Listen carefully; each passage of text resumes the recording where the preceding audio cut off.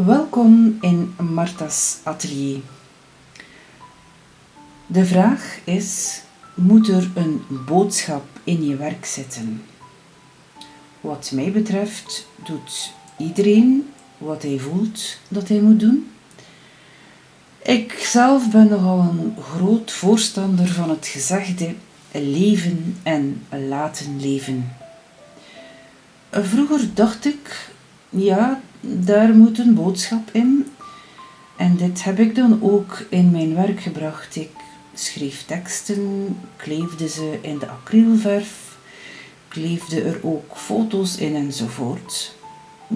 Maar op een gegeven moment had ik zo het gevoel dat dit me niet echt voldoening gaf.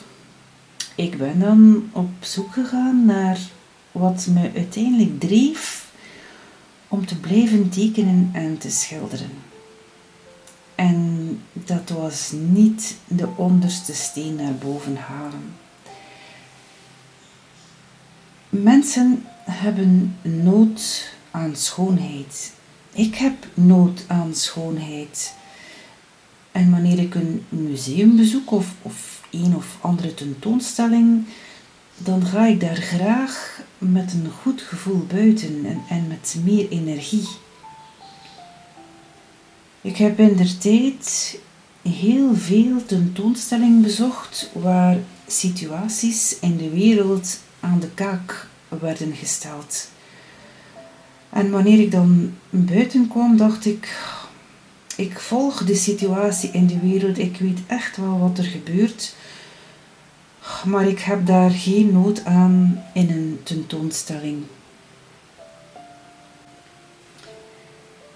Ik ben daar uiteindelijk van afgestapt en dan ben ik naar schoonheid gaan zoeken. Schoonheid in het kleine, in het alledaagse.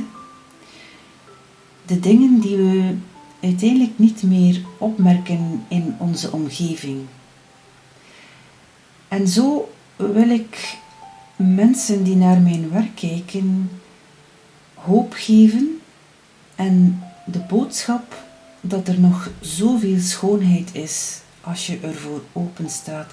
Wars van alle lelijkheid waar we moeten bewust van zijn natuurlijk, maar daar is ook een plaats voor, maar niet in mijn werk. Dat ik dit niet in mijn werk wil meegeven, dat is echt wel een zeer bewuste keuze. Dus lieve mensen, uiteindelijk beslist iedereen voor zichzelf wat hij of zij wil naar voren brengen in zijn werk. Daar heeft echt niemand anders over te beslissen. Alleen jij beslist daarover. Heb je de behoefte de actualiteit in je werk te brengen, dan zou ik zeggen doen. Maar aan de andere kant heb je ook het recht het niet te doen. En hiermee is voor mij de vraag beantwoord. Ieder beslist voor zichzelf. Dank opnieuw voor het kijken en luisteren en tot in de volgende video. Dag!